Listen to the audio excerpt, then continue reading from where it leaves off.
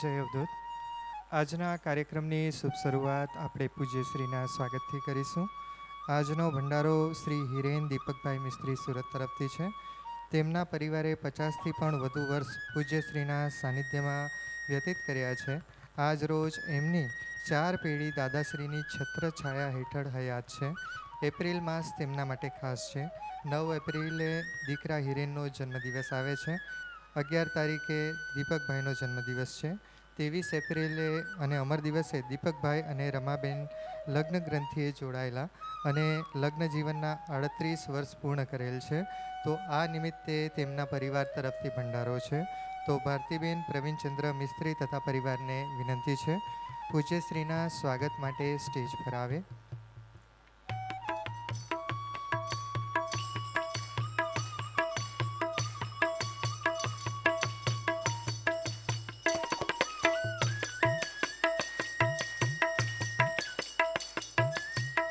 મિસ્ત્રી પરિવારની 4 પેઢીઓ આજે આપણી સમક્ષ નજર આપણે નિહાળી શકીએ છીએ અને આજે તેઓ પૂજ્યશ્રીનું સ્વાગત કરનાર છે. તો એકવાર જોરદાર તાળી થઈ જાય. સદગુરુદેવની કૃપા જુઓ, 4 પેઢીઓ આજે અહીં ઉપસ્થિત છે અને સ્વાગત કરી રહી છે. એકવાર જોરદાર તાળી થઈ જાય.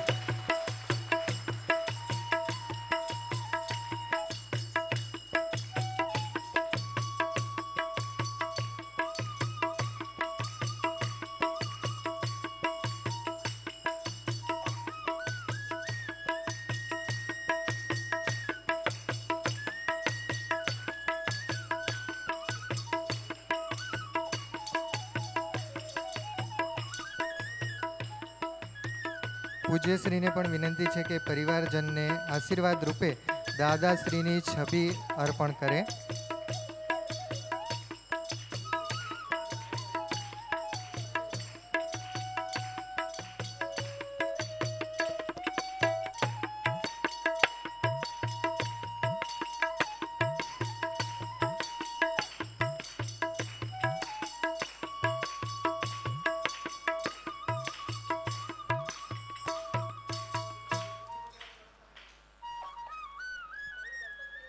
આ પ્રસંગે પૂજ્યશ્રીને વિનંતી છે કે પરિવારજનને આશીર્વાદ રૂપે દાદાશ્રીની છબી અર્પણ કરે. એકવાર જોરદાર તાળીઓથી વધાવી લઈએ. ખૂબ ખૂબ ધન્યવાદ.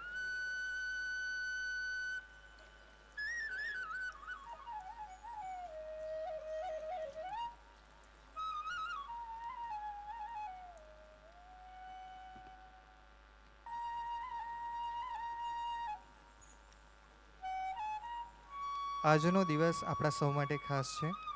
આજે ડૉક્ટર બાબા સાહેબ આંબેડકરની 131મી જન્મ જયંતિ છે. તો આ નિમિત્તે રાષ્ટ્રીય આદિવાસી એકતા મંચ સોનગઢ તાલુકાના પ્રમુખ શ્રી જિજ્ઞેશભાઈ એચ ગામિત આપણી વચ્ચે ઉપસ્થિત થયા છે. પૂજ્યશ્રી તેમને આજના પ્રસંગે નવનાથ ભક્તિ રસામૃત ગ્રંથ અર્પણ કરી સત્કાર કરશે. જિજ્ઞેશભાઈને વિનંતી છે કે સ્ટેજ પર આવે અને ગ્રંથરૂપી આશીર્વાદ મેળવે.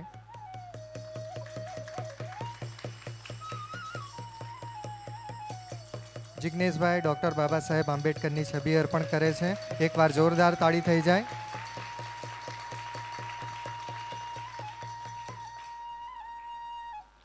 પૂજ્યશ્રી ગ્રંથ અર્પણ કરે છે. એકવાર જોરદાર તાળીઓથી વધાવી લઈએ.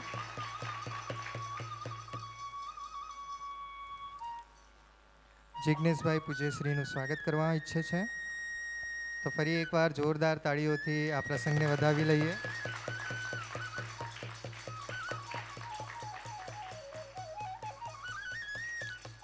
હવે આજના પ્રસંગે જિજ્ઞેશભાઈને 2 શબ્દો કહેવા માટે વિનંતી છે. જય અવધૂત. ભારત માતા કી વંદે. ડોક્ટર બાબા ભીમરાવ આંબેડકર કી એકવાર શાને એકવાર ચોટે નાથ પણ. ડોક્ટર બાબા ભીમરાવ આંબેડકર જયંતિની સૌને હાર્દિક શુભકામના. આજે મેં ફોટો એટલા માટે આપ્યો કે ડૉક્ટર બાબા ભીમરાવ આંબેડકરની જેમ પૂજ્ય દાદાશ્રી પણ આપણી વચ્ચે કાર્ય કરી રહ્યા છે. જેમ ડૉક્ટર બાબા ભીમરાવ આંબેડકરે દલિત પછાત વર્ગને અપનાવી સંવિધાનની રચના કરી, વાણી સ્વાતંત્ર્ય સમાનતાનો હક આપ્યા, તેમ પૂજ્ય દાદાશ્રીએ પણ અમારા આદિવાસી ભાઈઓ બહેનોને અપનાવ્યા છે. તમે જોઈ શકો છો કે આજે આશ્રમની અંદર વર્ણ જાતિ ભેદભાવ જોવા નથી મળતો. પૂજ્ય દાદાશ્રીએ બધાને પ્રેમથી અપનાવ્યા છે. હું નાનો હતો ત્યારથી આશ્રમમાં આવું છું અને એનો પરિણામ એવું આવ્યું કે અમારા આદિવાસી સમાજમાં, અને હું ગામિત સમાજથી આવું છું, તો અમારા આદિવાસી સમાજના ભાઈઓ બહેનોમાં અને મારી અંદર વ્યસન, ખોટા સંગ અને ખોટા કાર્યથી દૂર રહી આજે સારા માર્ગે જીવન જીવી રહ્યા છે. એ માટે પૂજ્ય દાદાશ્રીનો ખૂબ ખૂબ આભાર. ફરી એકવાર હું રાષ્ટ્રીય આદિવાસી એકતા મંચ તરફથી પૂજ્ય દાદાશ્રીનો ખૂબ ખૂબ આભાર માનું છું. હું એક અમારી આદિવાસી સમાજની એક ભજનની લાઈન છે તે હું ગાઈને મારી વાણીને વિરામ આપીશ.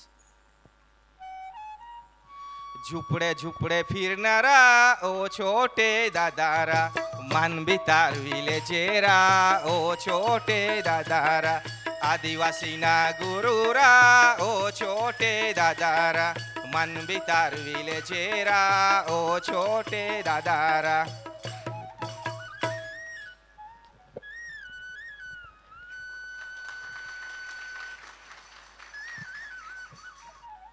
જિજ્ઞેશભાઈએ સાચી જ વાત કરી છે. દાદા આપણા સૌના જ છે. નાના હોય કે મોટા હોય, ઊંચ નીચના કોઈ પણ પ્રકારના ભેદ વગર દાદાએ આપણને સૌને અપનાવ્યા છે. એ માટે દાદાશ્રી માટે એકવાર જોરદાર તાળી થઈ જાય. સાચે જ આપણો નવનાથ ધામ એટલે સત્ય શાંતિનો દ્વાર છે અને અહીંયા આપણે આવીએ છીએ તો એની અનુભૂતિ આપણા સૌ કોઈને થાય છે. હવે કેટલીક અગત્યની જાહેરાતો. 23 એપ્રિલે અમર દિવસ આવે છે અને તે નિમિત્તે સમૂહ કથાનું આયોજન છે. તો સૌ નાથ ભક્તો પોતપોતાના નામ અવશ્ય વહેલી તકે ઓફિસમાં નોંધાવી દે. તદુપરાંત અમર દિવસે દાદાના પ્રવચનો દાદાના અવાજમાં જ સાંભળવાનો લાહવો આપણા સૌ કોઈને મળવાનો છે. પરમ પૂજ્ય શ્રી સાને દાદાના પ્રવચનનું યુટ્યુબ ઉપર લાઈવ અનાવરણ થશે. તો એકવાર જોરદાર તાળી તે માટે થઈ જવી જોઈએ. તો આ માટે દરેક નાથ ભક્તો પોતાનો સ્માર્ટફોન ફરજિયાત તે દિવસે લઈ આવવાનો છે. તે દિવસે આપણે સૌ કોઈ લાઈવ આપણા સ્માર્ટફોનમાં આ અનેરો પ્રસંગ માણીશું. બીજી એક જાહેરાત, ટૂંક સમયમાં જ આહવા ડાંગમાં શ્રી ગોરખ મચ્છિન્દ્ર મહાદેવ મંદિરનું શિલાન્યાસની તારીખ બહાર પડશે. તો એ તારીખ આવતા ગુરુવાર સુધીમાં ડિક્લેર થશે. તો આ કાર્યમાં પણ સૌ નાથ ભક્તો સહભાગી અવશ્ય થાય. અન્ન ક્ષેત્ર માટે પણ યોગદાન આવ્યું છે. જયાબેન ગુણવંતભાઈ પટેલ ભીનાર તરફથી 60 કિલો ચોખા, બિપિનભાઈ ડી ચૌહાણ હાસાપુર તરફથી 30 કિલો ચોખા, જમનાબેન ડી ચૌહાણ હાસાપુર તરફથી 30 કિલો ચોખા, જીગરભાઈ આર સોલંકી નવસારી તરફથી 14 કિલો ઘઉં, નિરંજન આર ટંડેલ ભાટ તરફથી 20 કિલો ચોખા, ધર્મેશભાઈ પટેલ અનાવલ તરફથી 50 કિલો ચોખા તેમજ 6 નંગ સાવરણી, સુનીતાબેન એમ ગામિત વેલદા તરફથી 7 કિલો પાપડી તુવેર, રેવાબેન ઈશ્વરભાઈ ગામિત વ્યારા તરફથી 1 કિલો રાઈ, 1 કિલો મરચું, 1 કિલો હળદર, કુસુમબેન વી વસાવા વ્યારા તરફથી 20 કિલો ચોખા તેમજ ગિરીશભાઈ ચૌધરી વ્યારા તરફથી 100 કિલો બટાકા. તો સૌ નાથ ભક્તોને સદગુરુદેવ સુખ શાંતિ અને સમૃદ્ધિ અર્પે એવી અભ્યર્થના. તો હવે આજના પાવન દિને સદગુરુદેવને નમ્ર અરજ છે કે પોતાની દિવ્ય વિચાર ગંગા પ્રવાહિત કરે. જય અવધૂત.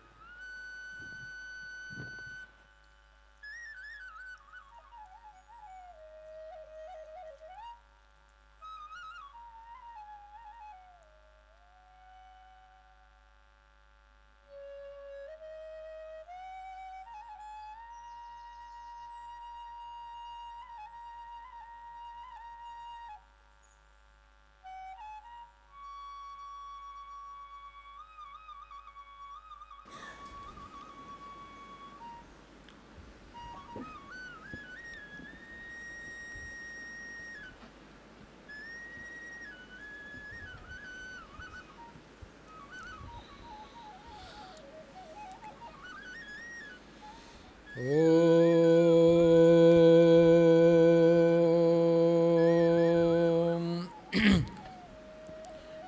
आदिनाथाय विद्महे ब्रह्मज्योतिस्वरूपाय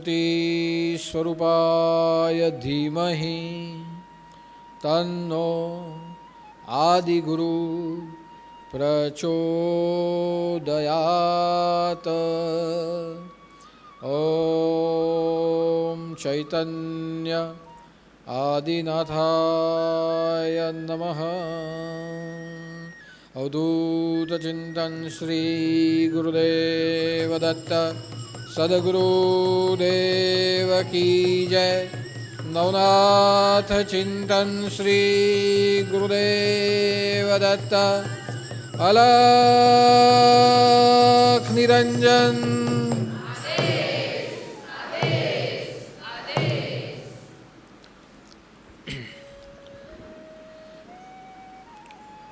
हम सबके हृदय में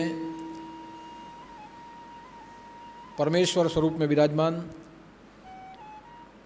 हम सभी को सानिध्य देने वाले परम आत्म स्वरूप के रूप में विराजमान ऐसे सद्गुरु श्री सानेनाथ जी के चरणों में मेरे कोटि कोटि नमन।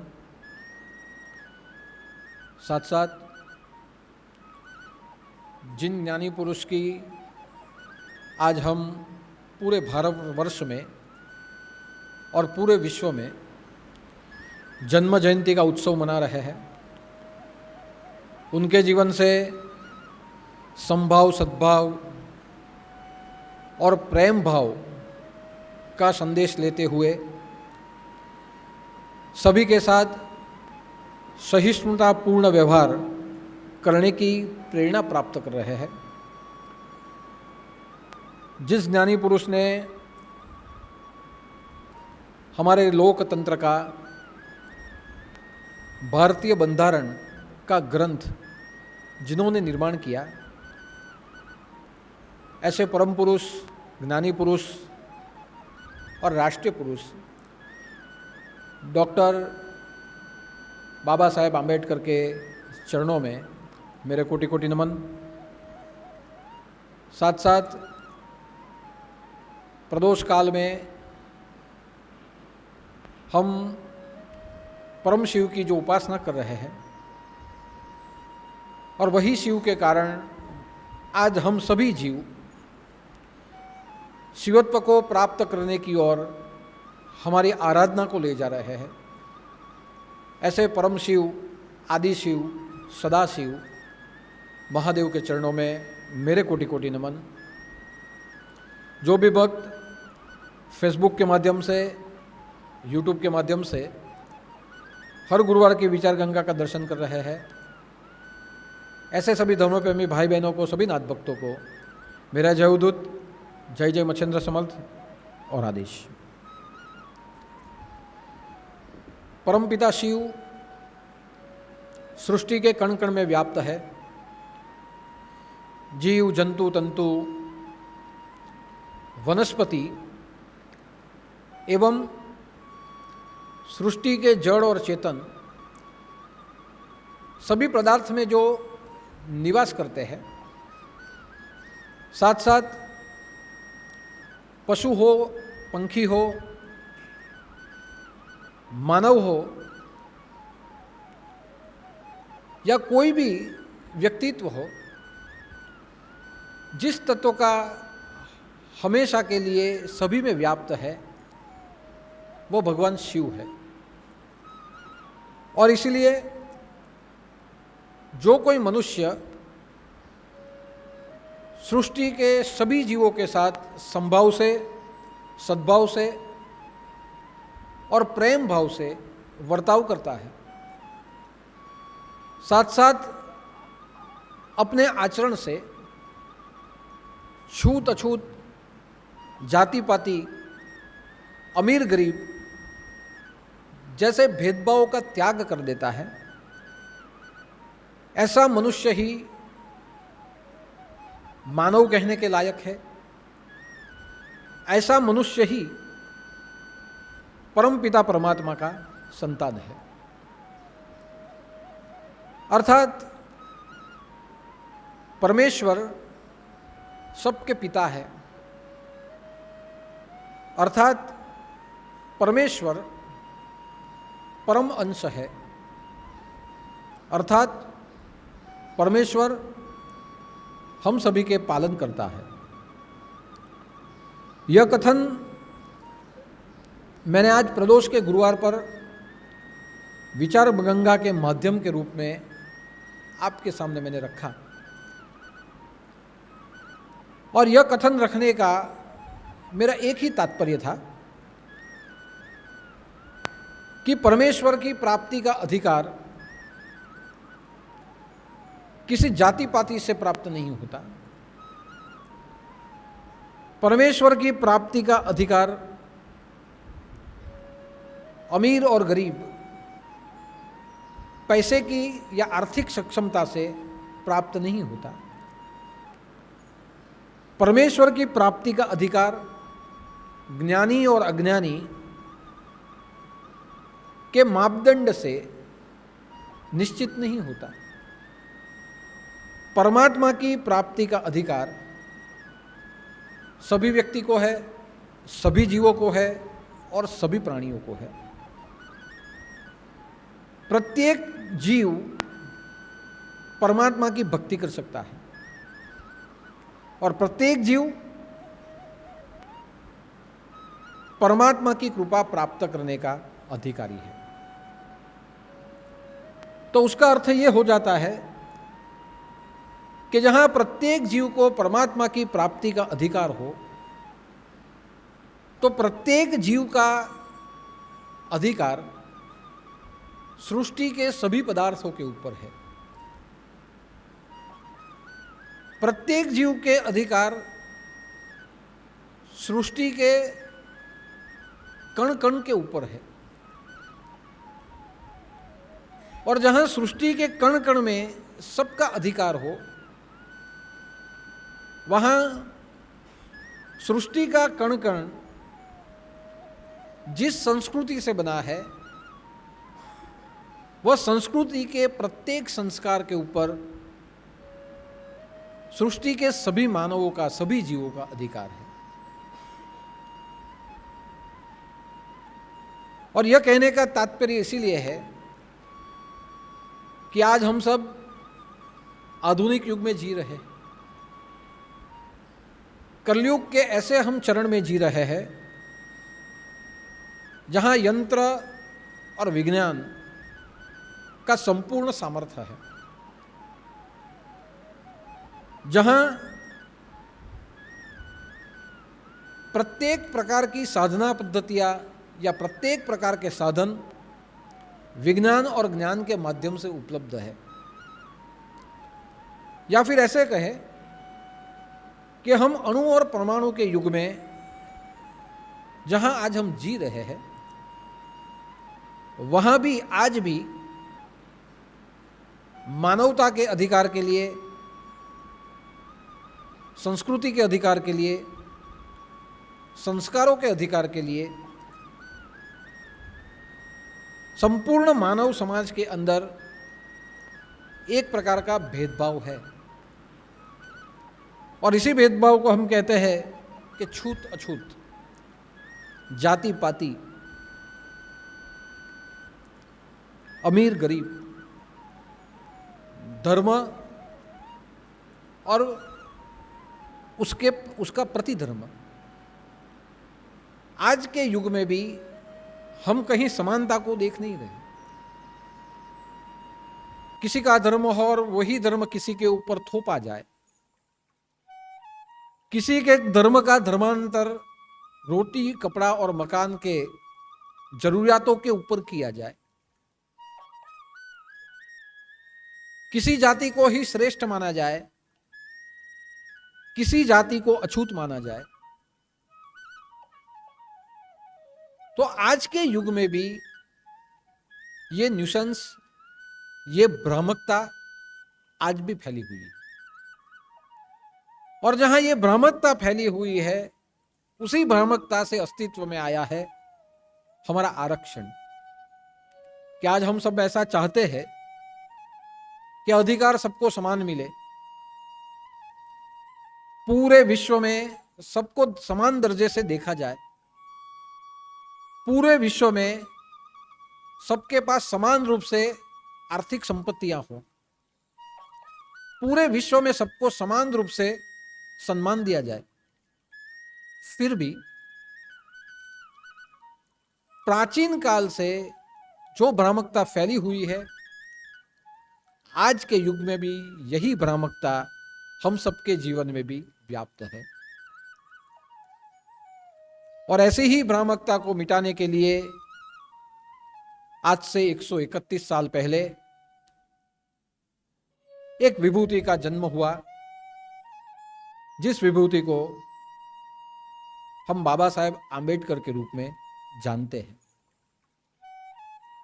बाबा साहेब आंबेडकर ने अपने जीवन में मानसिक रूप से संघर्ष किए, धार्मिक रूप से संघर्ष किए, राजनीतिक रूप से संघर्ष किए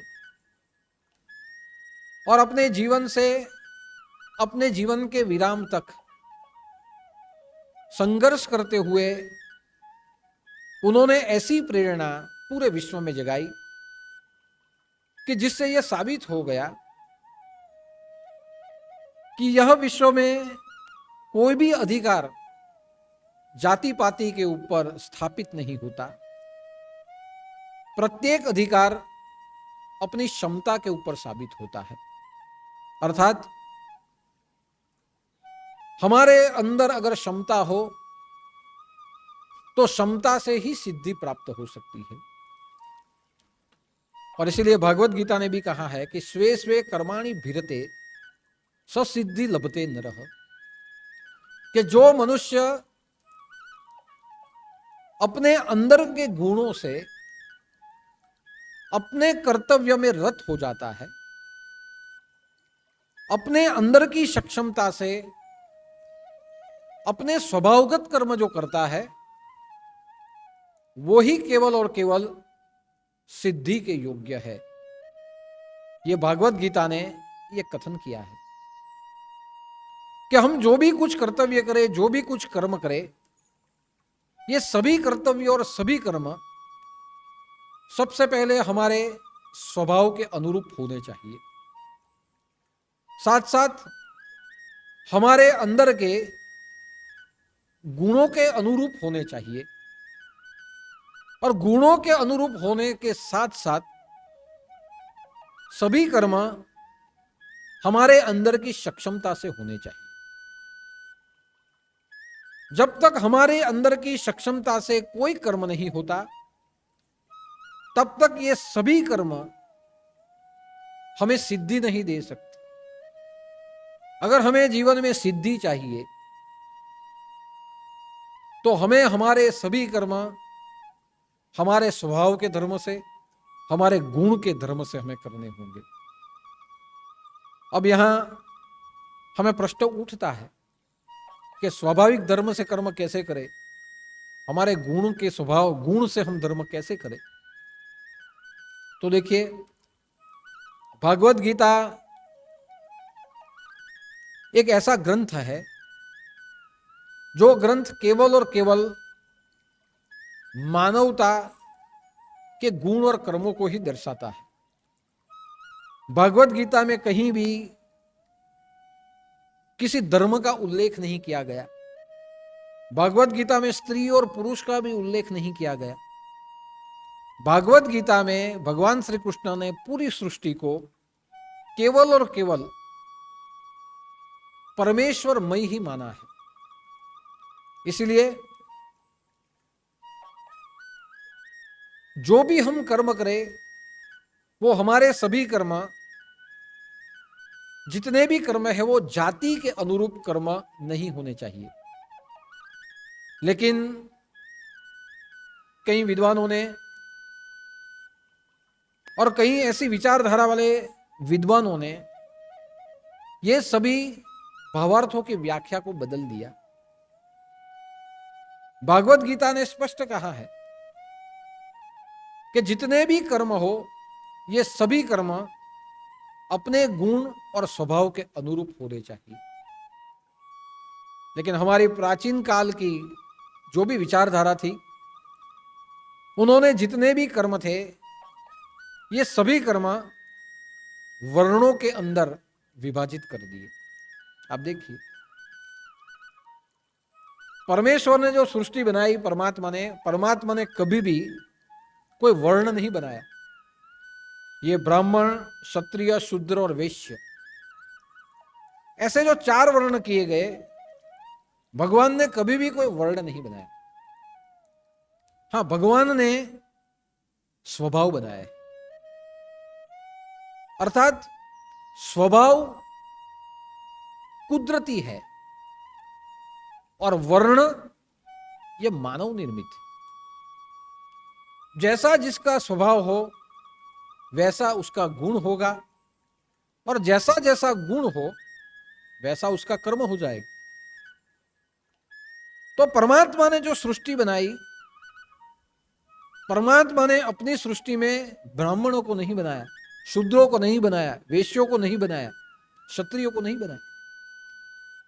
परमात्मा ने संपूर्ण सृष्टि गुणवान सृष्टि बनाई। परमात्मा ने संपूर्ण सृष्टि स्वाभाविक सृष्टि बनाई। इसलिए वर्ण जिसने बनाया, ये वर्ण मानव निर्मित है, और स्वभाव, तो स्वभाव और गुण प्रकृति के निर्मित है, कुदरत के निर्मित है। जिस प्रकार आप देखें कि आम हो, लेकिन एक ही आम में कितने प्रकार के अलग अलग आम होते हैं। आम होता है, यानी मनुष्य होता है, लेकिन जैसे आम में एक प्रकार का आम नहीं होता, विविध प्रकार के आम होते हैं। जैसा जैसा आम हो वैसे वैसे उसके पेड़ होते हैं, लेकिन उस फल को, उस जाति को आम कहते हैं। अनाज देखिए आप, गेहूं,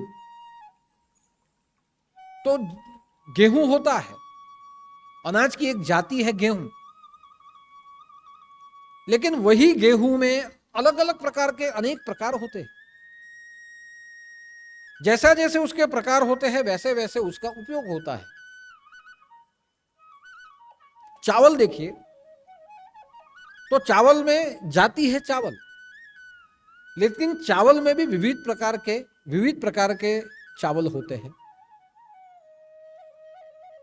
वनस्पति, तो जाति है वनस्पति, वृक्ष, लेकिन वही वनस्पति में कितने अलग अलग प्रकार के वृक्ष हैं, कितने अलग अलग प्रकार के फूल हैं। तो यहां आप समझिए कि परमेश्वर ने जाति बनाई। जाति का अर्थ है लिंग। परमात्मा ने मानव को निर्माण किया, किसी को स्त्री बनाया, किसी को पुरुष बनाया। तो परमात्मा ने जात का निर्माण किया। जाति का अर्थ हो जाता है मानव, स्त्री या पुरुष। लेकिन वही स्त्री पुरुष में वर्णों का जिसने निर्माण किया, वो वर्ण का निर्माण करने वाले हमारे प्राचीन संस्कृति के विद्वान थे। उन्होंने वर्ण बना दिए। स्वभाव जो हमारा निर्माण हुआ वो कुदरती निर्माण हुआ। जैसे चावल के दाने अलग अलग प्रकार के होते हैं, वैसे हमारे स्वभाव भी अलग अलग प्रकार के। आम अलग अलग प्रकार के होते हैं, कोई खट्टा हो तो कोई मीठा हो, वैसे हमारे स्वभाव भी अलग अलग प्रकार के होते हैं। जैसा हमारा स्वभाव है वैसा कर्म हमारा हो जाएगा, और जैसा हमारा कर्म है वैसे ही हमारा जीवन होगा।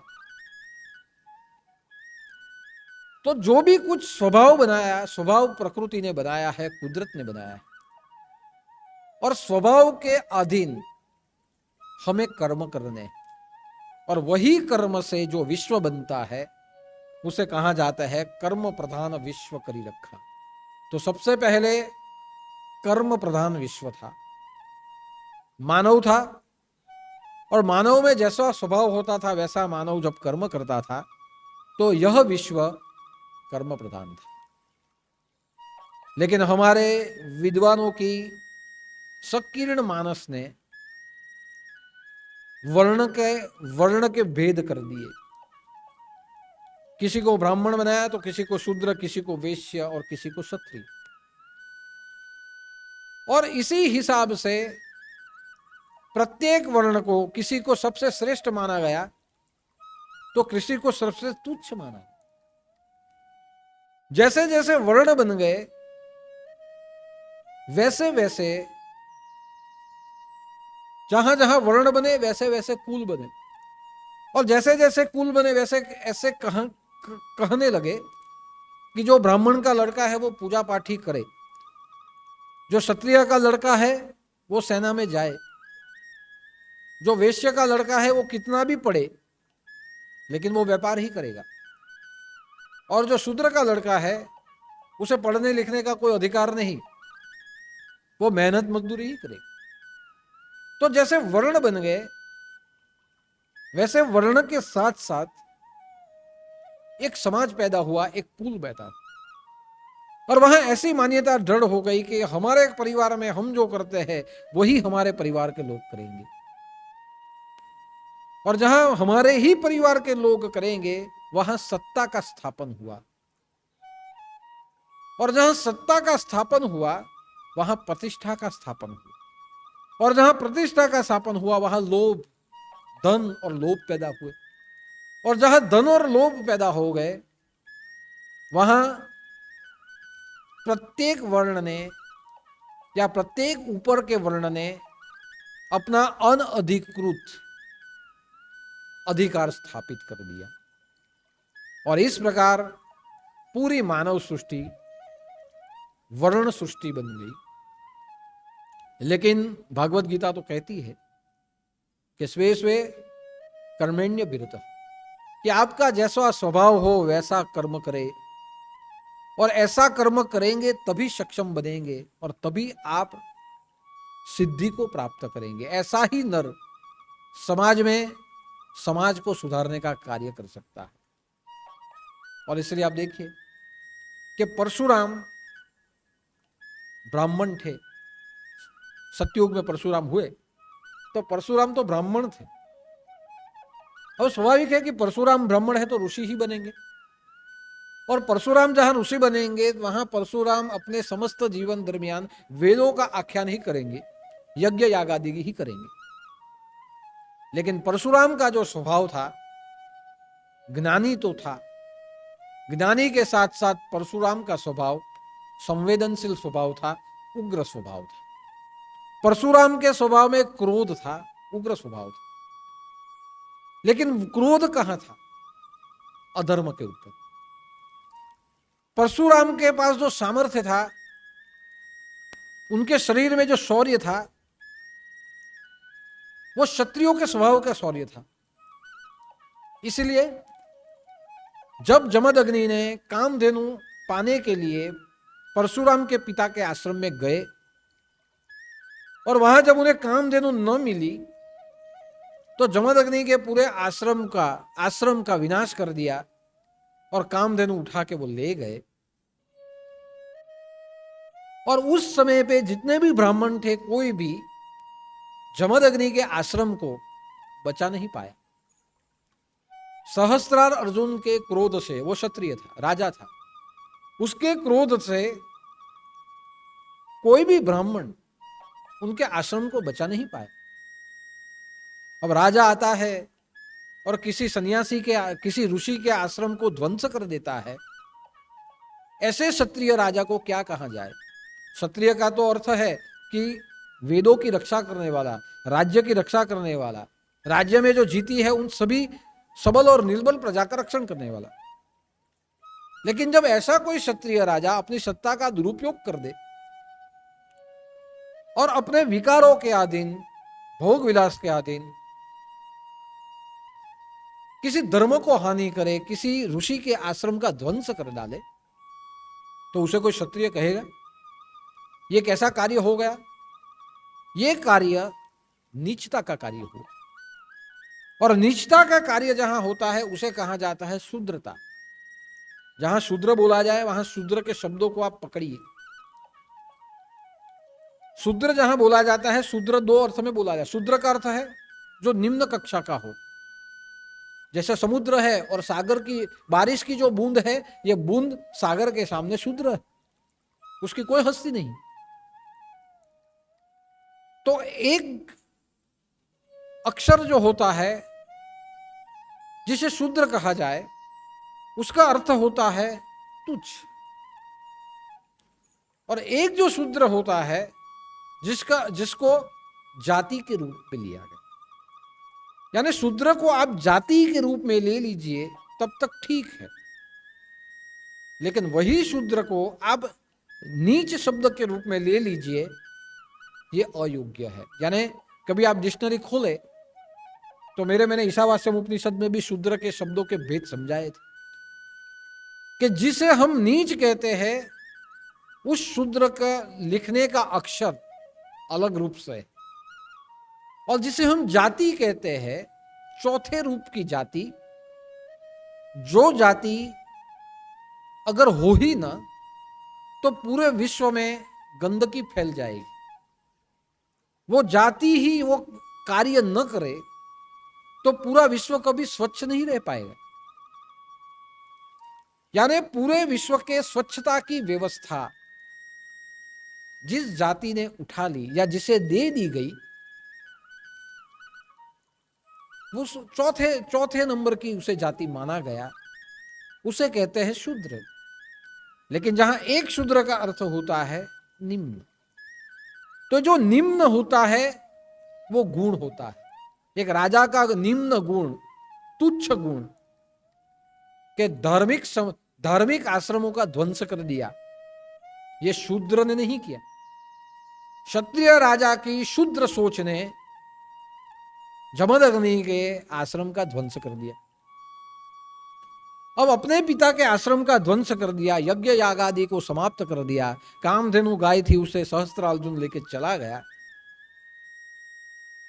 तो क्या जाए? परित्राणाय साधूनाम, क्या किया जाए साधुओं के रक्षण के लिए, संस्कृति के रक्षण के लिए। तब वही ब्राह्मण में से जमदग्नि का संतान परशुराम, जिसे पहले राम कहा जाता था, वही परशुराम ने विग्रह किया, विरोध किया। वही परशुराम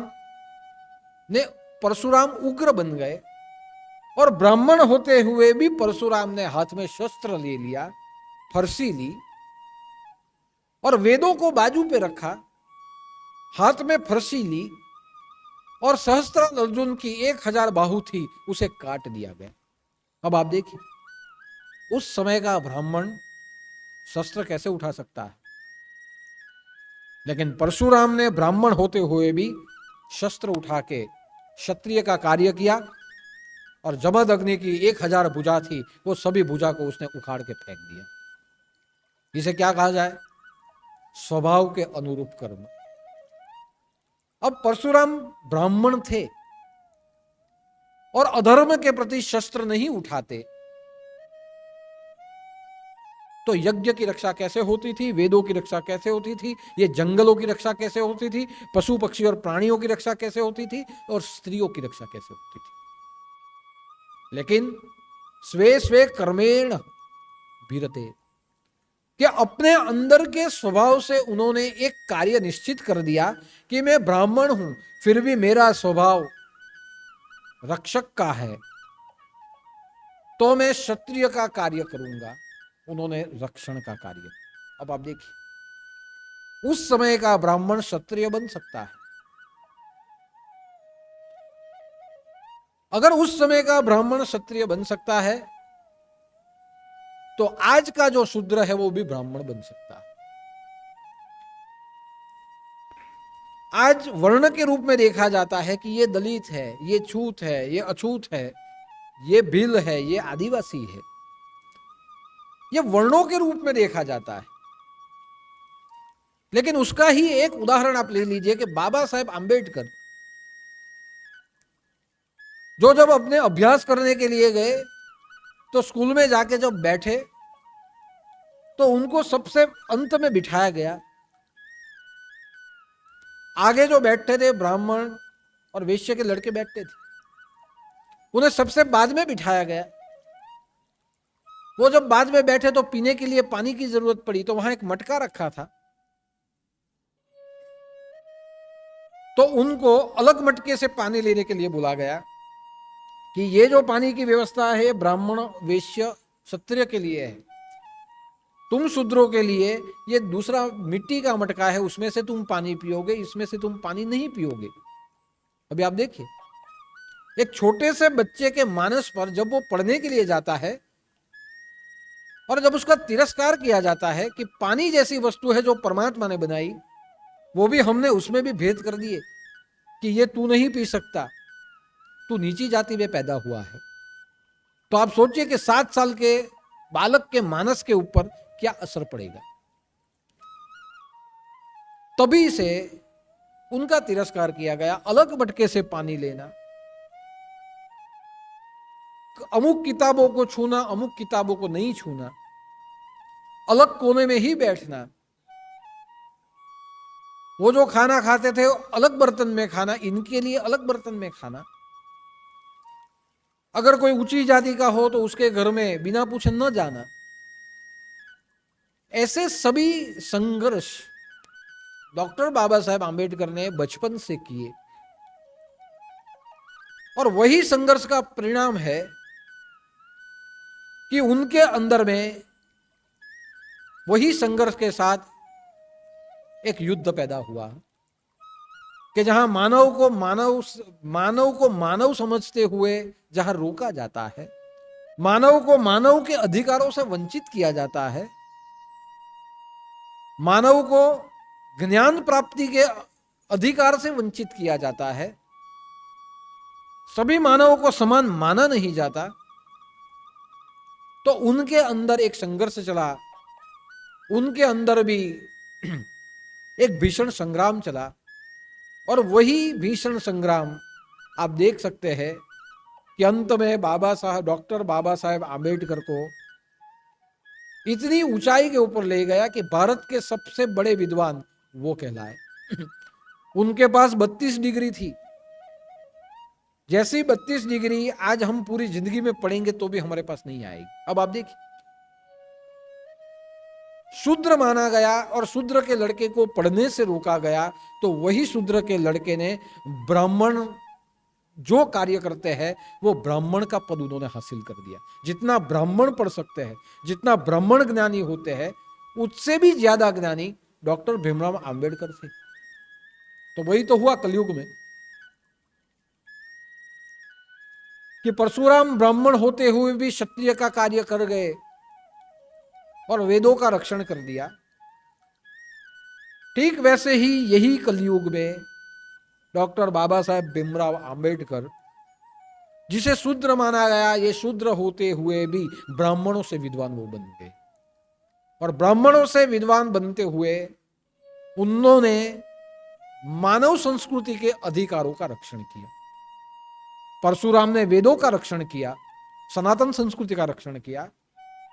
बाबा साहेब आंबेडकर ने मानव अधिकारों का रक्षण किया, और जहां मानव अधिकारों का रक्षण किया वहीं उन्होंने हमारे विश्व के सबसे बड़े लोकतंत्र के लिए भारत के संविधान को उन्होंने लिखा।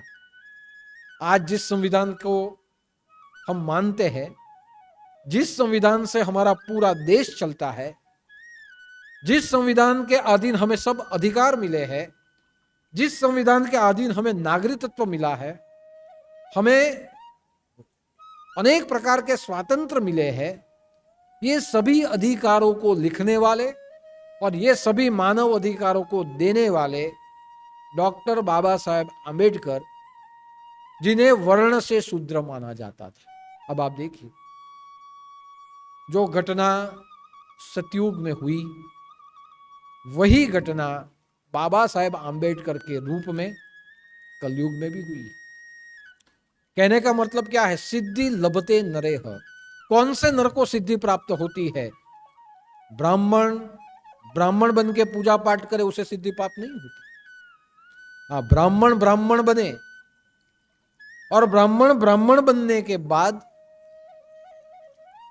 जब समय आए तो राष्ट्र का रक्षण करने के लिए हाथ में शस्त्र उठा ले, तो ऐसे ब्राह्मण को सिद्धि प्राप्त हो सकती है। सिद्धि किसे प्राप्त हो सकती है कि जिसे हम शूद्र मानते हैं वही शूद्र जब वेद पाठ भी कर ले, अच्छा खासा विद्वान बने और विद्वान बनते हुए ब्राह्मण का कार्य करे और लोगों को पढ़ाए, और लोगों को ऐसा पढ़ाए कि कोई शूद्र ही न कहे। ऐसा अगर कोई शूद्र पढ़ लिख के ब्राह्मण का कार्य करे, पढ़ाए सबको, तो समझ लीजिए ऐसे शूद्रों को भी सिद्धि प्राप्त हो सकती है। कोई वैश्य अधिक धन कमाए और ऐसा अधिक धन सभी वर्णों के उत्थान के लिए, उसके पीछे राष्ट्र कल्याण के लिए वो लगा दे, जो काम क्षत्रिय राजा करता था, गज दान देने का कार्य, भूमि दान देने का कार्य, वस्त्र दान देने का कार्य, धन दान देने का कार्य जो क्षत्रिय करता था, वो अगर वैश्य कर दे तो समझ लीजिए वैश्य को भी सिद्धि प्राप्त हो सकती है। ऐसे जितने भी वर्ण है, ये वर्ण के हिसाब से कार्य न करते हुए अपने स्वभाव के हिसाब से कार्य करे।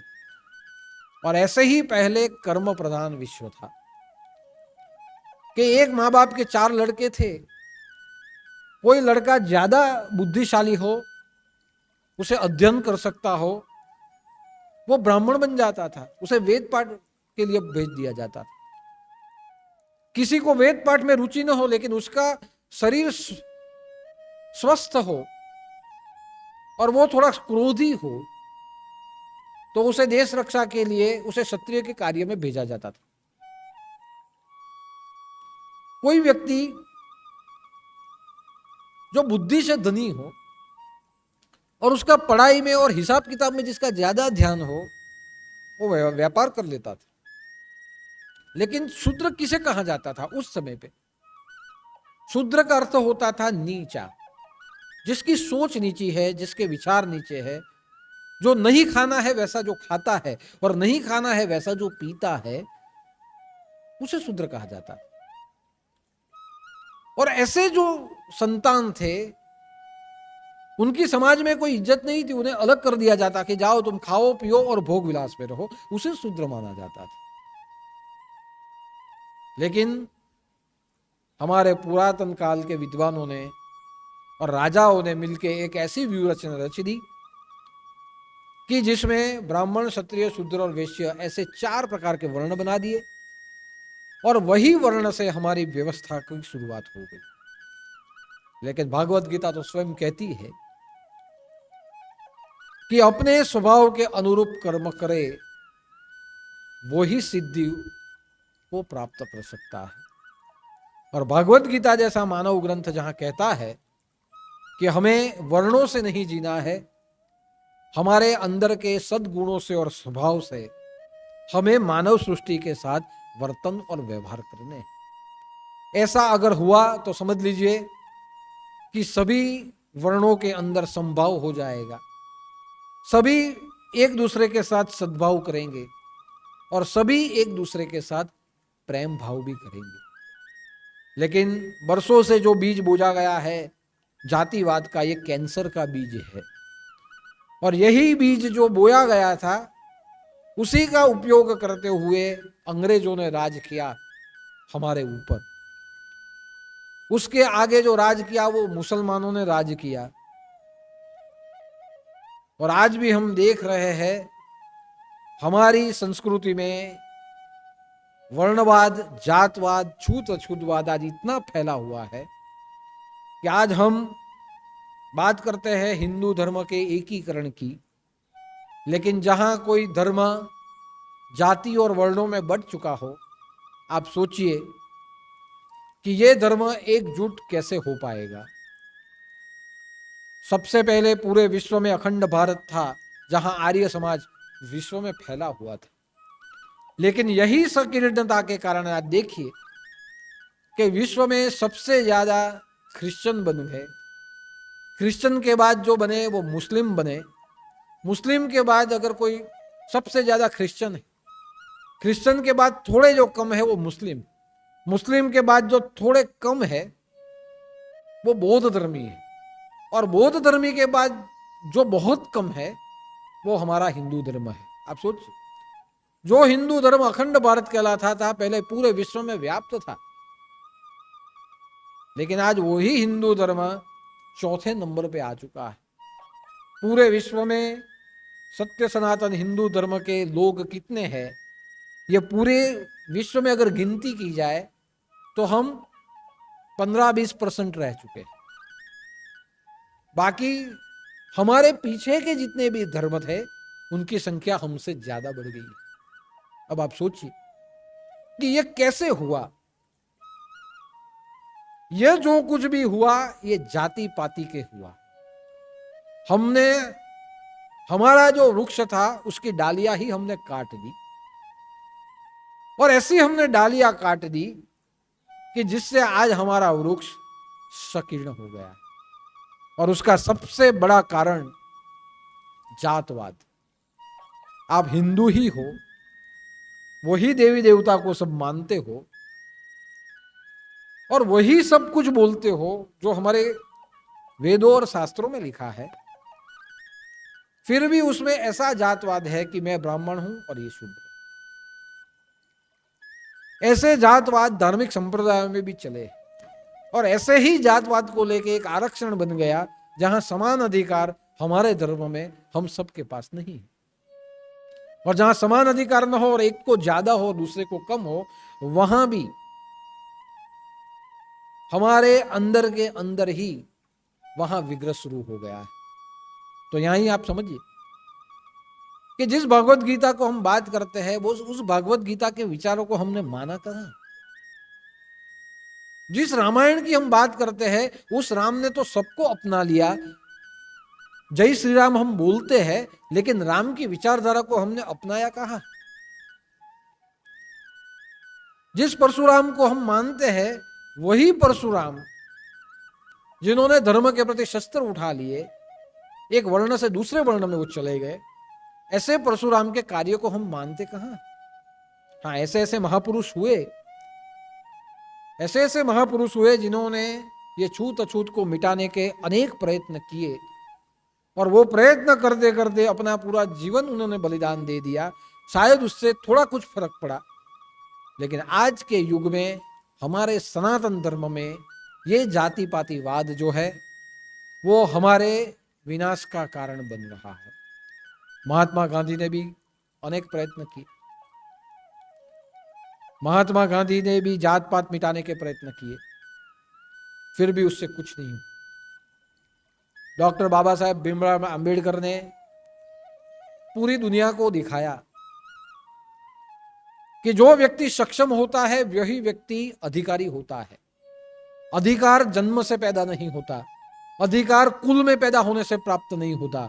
अधिकार की प्राप्ति हमारे अंदर के सामर्थ्य से हमें मिलती है, और इसीलिए उन्होंने लोकतंत्र की रचना करने के वो अधिकारी बने। बाबा साहेब आंबेडकर मध्य प्रदेश में जन्मे थे, और जहां वो मध्य प्रदेश में जन्मे थे, माहूर जाति में जन्मे थे, महाराष्ट्रियन माहूर जाति में, जिस जाति को नीची जाति माना जाता है। उनके पिताजी भी योग्य कार्यकर्ता और कार्य करते थे, लेकिन जहां जातिवाद था वहां उनको भी बहुत संघर्ष हुआ। पहले डॉक्टर बाबा साहेब आंबेडकर का नाम भीमा नाम उनका था, और उनके पीछे सकपाल उनकी सरनेम होती थी।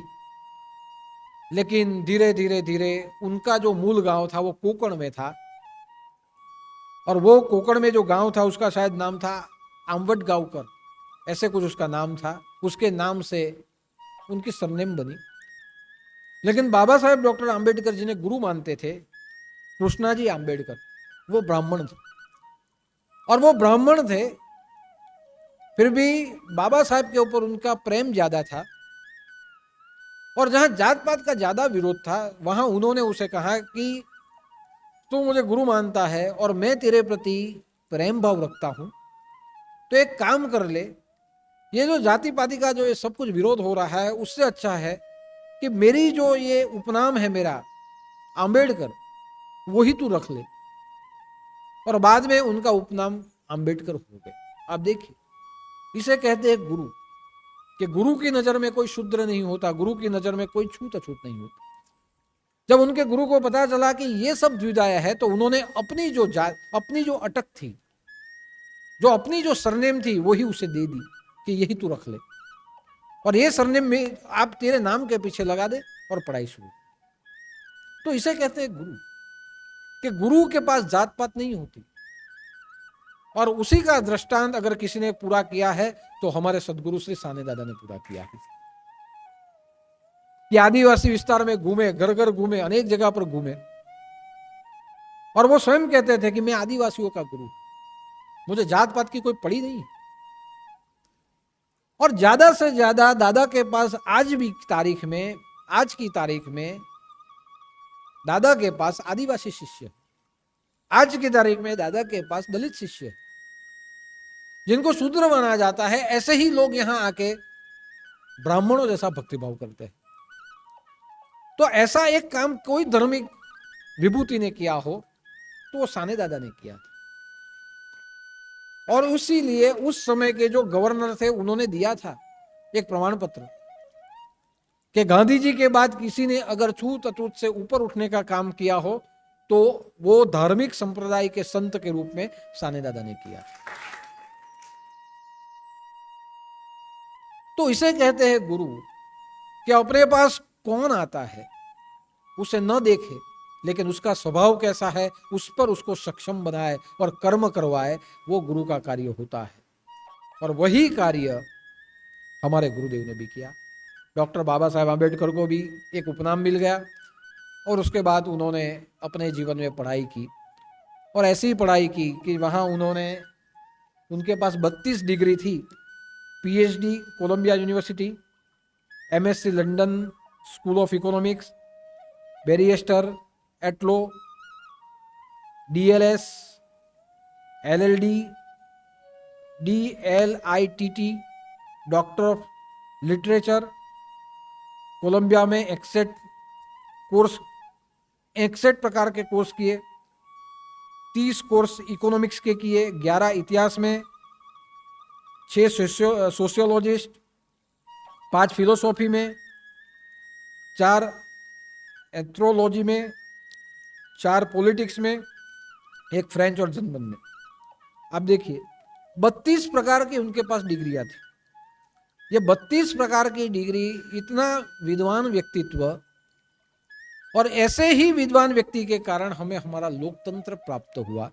तो हमें गौरव लेना चाहिए कि किसी सामर्थ्यशाली व्यक्ति ने और किसी सक्षम व्यक्ति ने, योग्य अधिकारी व्यक्ति ने आज हमारा संविधान लिखा है, और वही संविधान हमारा राष्ट्रीय ग्रंथ कहलाता है, और उसी संविधान को आज हम जीते हैं। लेकिन डॉक्टर बाबा साहेब आम्बेडकर के जीवन में भी, जैसे हम सबके जीवन में आध्यात्म और धर्म के बिना जीवन नहीं होता, वैसे उनके जीवन में भी आध्यात्म और धर्म ने बहुत बड़े प्रभाव डाले। हमारे हिंदू धर्म में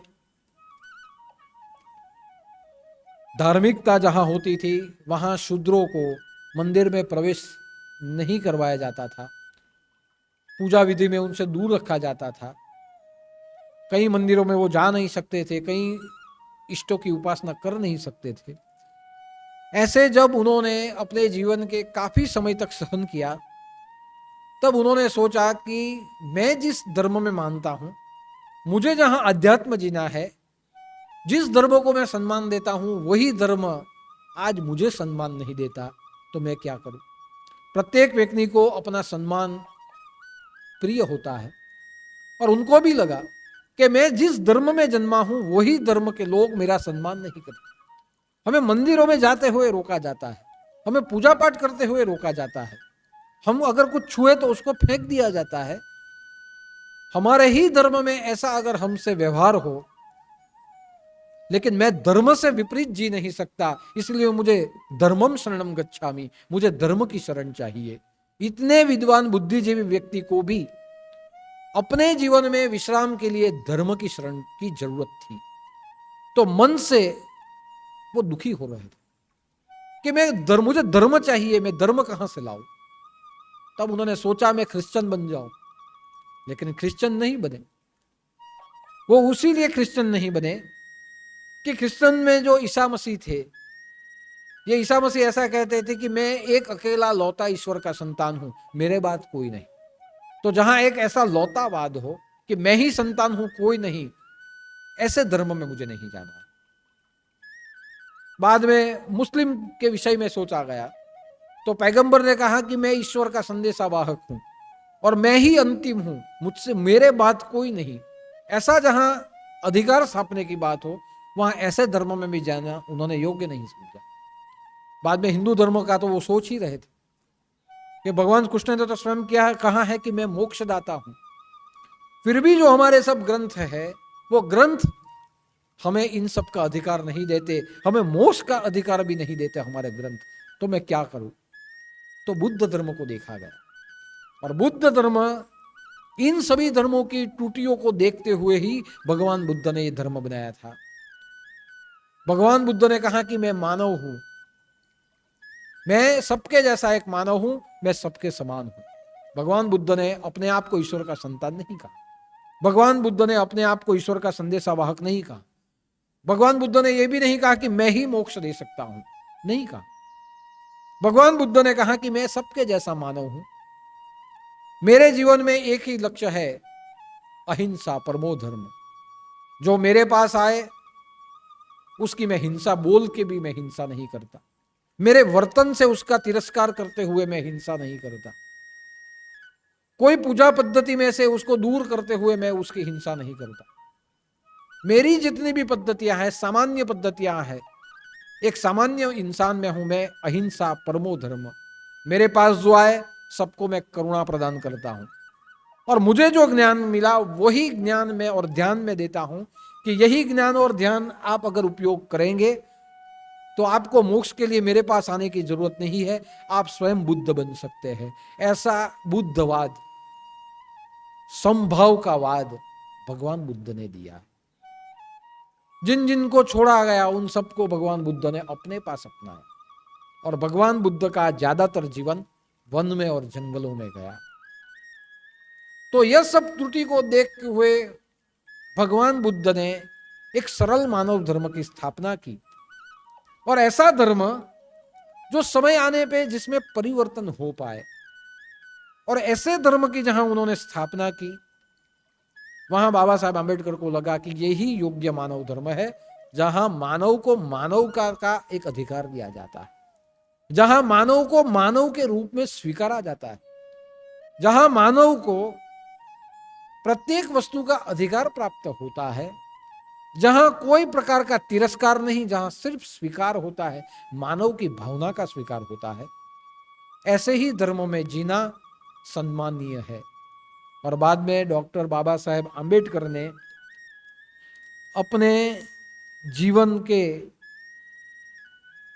यानी वो जब 1891 में वो जन्मे, उसके बाद 1931 में उन्होंने सोचा और उन्होंने डिक्लेयर किया कि मैं बुद्ध धर्म में प्रवेश कर रहा। इतने साल तक वो सोचते रहे और बाद में उन्होंने 1931 में ये डिक्लेयर किया, अब मैं बुद्ध धर्म में जा रहा हूं। और 1956 तक, 65 वर्ष की उम्र तक वो जिए और बहुजन उत्थान के कार्य वो करते रहे। तो यहां ही हमें समझना है कि विद्वानता हो या धार्मिकता, आध्यात्मिकता हो या समाज सुधार, ये सभी प्रत्येक व्यक्ति के स्वभाव के ऊपर निर्भर करते हैं। लेकिन अधिकारी वही होता है जो अपने अंदर के स्वाभाविक गुणों से जो सक्षम हो। और इसीलिए बाबा साहेब आंबेडकर ने भी अंत में विश्राम प्राप्ति के लिए बुद्ध धर्म का स्वीकार किया और बुद्धम शरणम गच्छामि वो चले गए। आज हम कहते हैं कि बुद्ध धर्म क्यों स्वीकारा जाता है? जब तक हिंदू धर्म में से शूद्रों का बहिष्कार और तिरस्कार होता रहेगा, तब तक जो जो तिरस्कृत हुए हैं वो अपने जीवन को शांति देने के लिए, अपने जीवन का सम्मान ढूंढने के लिए ऐसे ही धर्मों में, यानी बुद्ध धर्म के प्रति वो आगे बढ़ते जाएंगे। इसलिए मैं कहता हूं कि जात पात को मिटा डालिए। आज से ही हम शुरुआत करें कि जात पात को मिटा डालिए। जात पात मिट गई तो हमारा हिंदू धर्म जैसा सामर्थ्यशाली धर्म और कोई नहीं। अगर हमें हमारे राष्ट्र को विश्व गुरु बनाना है तो हमें हमारे अंदर से जात पात का बहिष्कार करना पड़ेगा। रंग अवधूत महाराज थे, उन्होंने कभी जात पात देखी नहीं, इसलिए दत्त बावनी में जात पातनी तने न चीड़, कि जात पात से वो मुक्त थे। हमारे गुरुदेव थे जात पात से मुक्त थे। दूसरे कोई संप्रदाय को मैंने इतना नहीं देखा, लेकिन नाथ संप्रदाय जात पात से मुक्त संप्रदाय। आपको लगेगा कि क्यों दादा ने कहा जात पात से मुक्त? साबरी मंत्र विद्या। यह साबरी मंत्र विद्या का अर्थ क्या है? साबरी मंत्र का अर्थ है साबर विद्या, साबर का अर्थ है भील विद्या।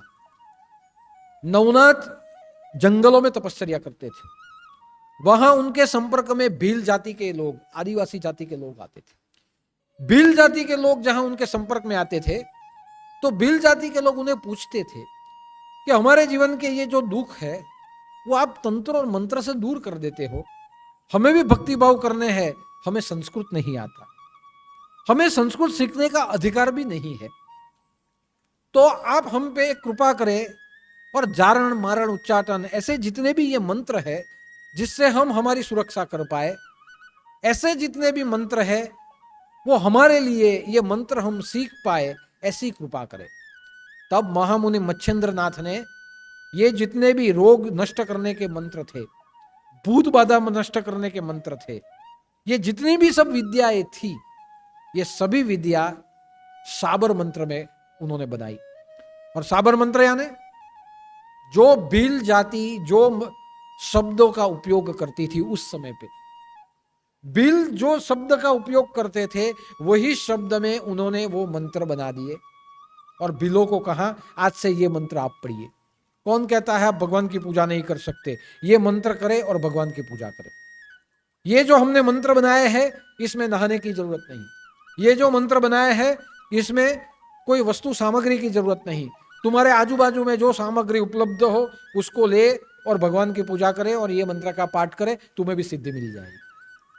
और ऐसा सोचते हुए महामुनि मच्छेंद्र नाथ ने भील जाति जो भाषा बोलती थी वही भील भाषा में सभी मंत्रों को परिवर्तित कर दिया और ऐसे जो मंत्र बने वो साबरी मंत्र हो गए।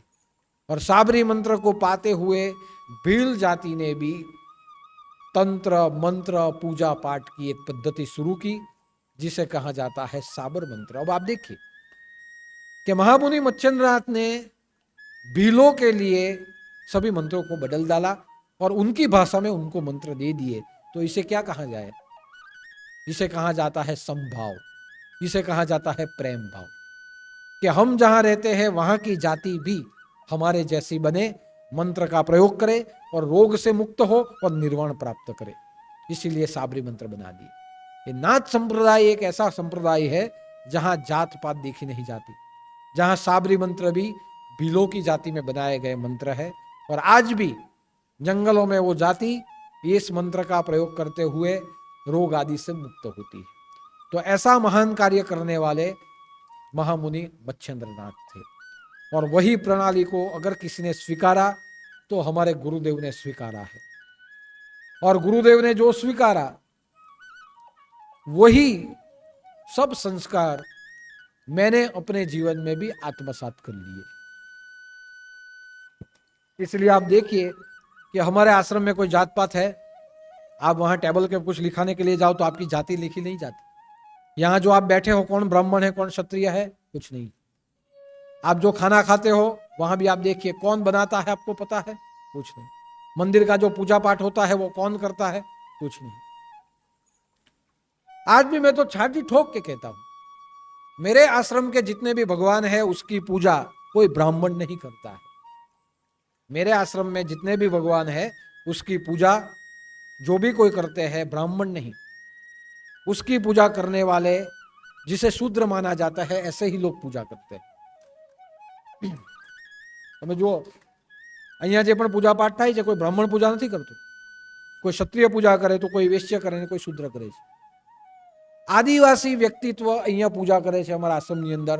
આદિવાસી હોય તે અહીંયા થાળ ધરાવે, તે જ થાળ બનાવે. મારી બાજુમાં પણ આજે બધા બેઠેલા હતા. કોણ હતા? અહીંયા કોઈ બ્રાહ્મણ નહીં હતું, બધા માનવ હતા. અને એ લોકો દર નવરાત્રિની અંદર, દર પૂજામાં, દર ભગવાનના થાળમાં બધા આદિવાસી હોય છે. જેને શુદ્ર ગણવામાં આવે તે હોય, જેને ક્ષત્રિય ગણવામાં આવે તે હોય, જેને વૈશ્ય ગણવામાં આવે તે હોય. બહુ ઓછા બ્રાહ્મણ છે. એમ સમજો કે હું જ એક બ્રાહ્મણ છું, બાકી કોઈ બ્રાહ્મણ જ નથી. બધા જ અહીંયા આવીને બધું કરે છે. હું જેટલી જગ્યા પર પધરામણી કરું છું, ક્યાં કરું છું?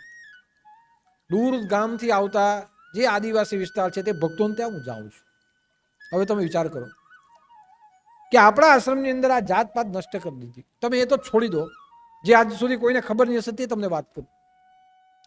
આપણા આશ્રમની અંદર રૂમ નંબર 4 ગુલાબભાઈ અને શારદાબેન એ રહેતા હતા. શારદાબેન આજે પણ છે. એ શારદાબેન પોતે ઢોળિયા પટેલ છે. એમને એક જ છોકરી શાંતિ. ધીમે ધીમે ધીમે આગળ પ્રયત્ન થયો પણ કોઈ સંતાન થયું નહીં. એટલે એક દિવસ દાદાએ, હું નાનો હતો, મને બોલાવ્યો અને ગુલાબભાઈ અને શારદાબેન ત્યાં હતા. તેને કીધું કે આ લેવ, તમને બહુ છોકરાની અપેક્ષા છે ને, હવે છોડી દો અને છોકરો ગણી લો, આજથી આ તમારો છોકરો એમ માનીને ચાલો. એમ તમે માનશો નહીં, એ દિવસથી એ લોકોએ મને છોકરો માની લીધો, હું એને મા બાપ માની લીધા, દાદાએ સોંપી દીધો. હવે તમે જુઓ, એમની છોકરીના જ્યારે પણ લગ્ન થયા ત્યારે બધી વિધિ હું પોતે કરી.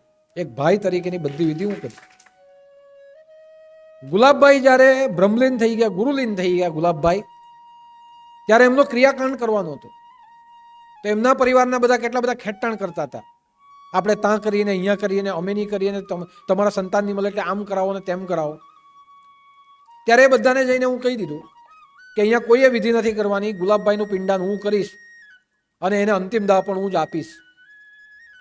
એમના જેટલા પરિવાર વાળા હતા તે બધામાં ખળભળાટ મચી ગયો. આવું કંઈ થોડું ચાલે એમ કે દાદાથી કંઈ થોડો અપાય, અમારે જ આપવો પડે ને. મેં કહું અમારે અહીંયા ઉલટું છે. તમે માતા ચપિતા, તમે ગુરુ જ, મા બાપ સંતાન બધું ગુરુ જ છે. એ બધાને ખોટું લાગ્યું. ખોટું લાગ્યું તો એમ કે કંઈ નહીં, કરવા દો. એમ કે પણ અમે એમ કે 12માની વિધિ ત્યાં કરું, તમે ત્યાં કરજો. મેં કહું કંઈ વાંધો નહીં, 12માની વિધિ હું મારા આશ્રમમાં કરીશ, તમારે તમારી 12માની વિધિ ત્યાં કરજો. પિંડાન તો હું જ અહીંયા કરીશ. અને પિંડાન હું કર્યું. એમને અંતિમ દાહ પણ આપ્યો, એમને પિંડાન પણ કહ્યું.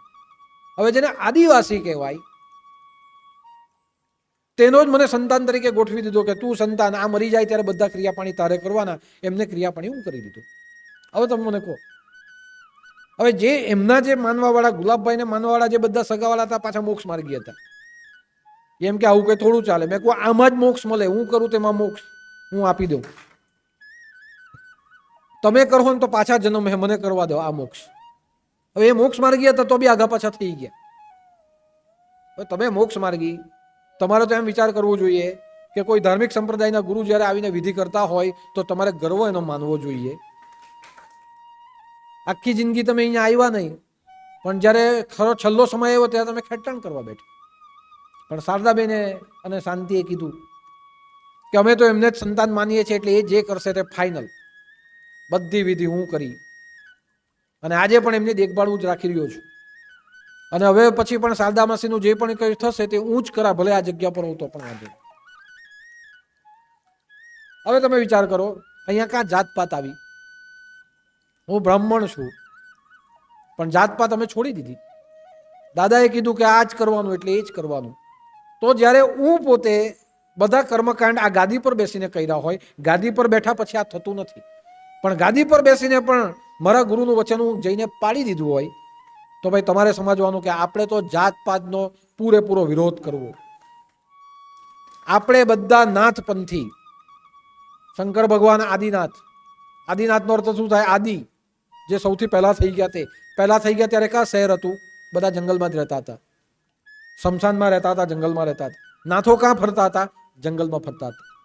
નાથો કઈ વસ્તીમાં જતા હતા? તો જેને છેલ્લી વસ્તી ગણવામાં આવે તેમાં જ નાથો જતા હતા. તો આપણા જે પૂર્વજો છે તેણે જાતપાતને ગણી જ નથી.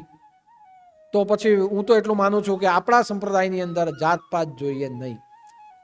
અને આ જ દાખલો આ દુનિયાને બતાવવાનો છે કે અમારા સંપ્રદાયમાં જાતપાત નથી, તો તમારા સંપ્રદાયમાં હોય તો ત્યાંથી જાતપાતને લાત મારીને કાઢી મૂકો. સંપ્રદાય અગર જાતપાતને લાત મારીને કાઢશે તો દરેક ધર્મમાંથી આ જાતપાત નીકળી જશે.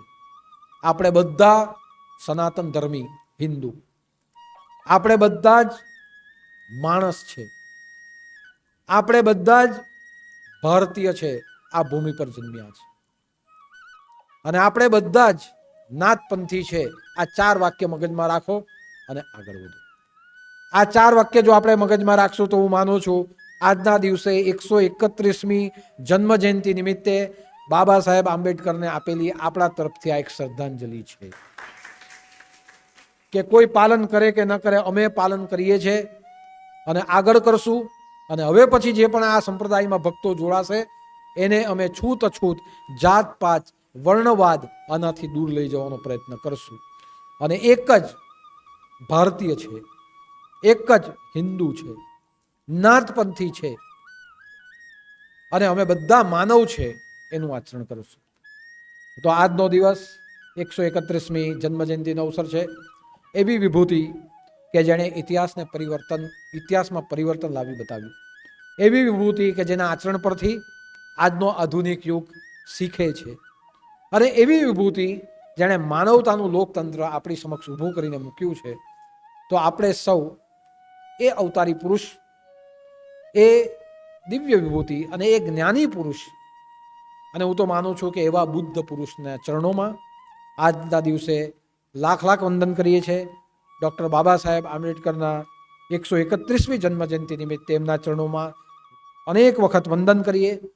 જય ભારત સહ મનથી પ્રાર્થના કરીએ કે સમાનતા અને સદભાવ આખા વિશ્વમાં ફેલાય અને આ રીતે આપણી સંસ્કૃતિ આગળ અને આગળ વધે, આપણો રાષ્ટ્ર વિશ્વની ફલક ઉપર વિશ્વગુરુ તરીકે આગળ વધે એવી પ્રાર્થના આપણે કરીએ છીએ.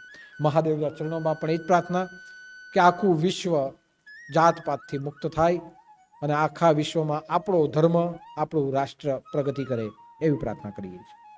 મનમાં ગુરુમંત્ર બોલતા એ જ પ્રાર્થના.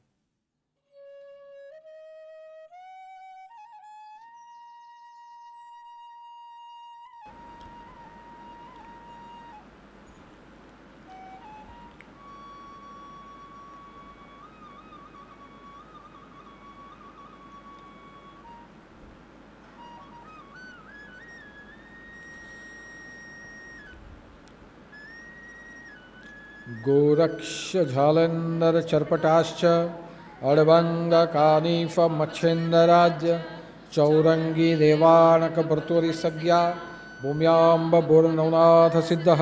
जय जय मच्छेंद्र समर्थ, जय जय मच्छेंद्र समर्थ, जय जय मच्छेंद्र समर्थ. सानेनाथ महाराज की जय. छोटे दादा की जय.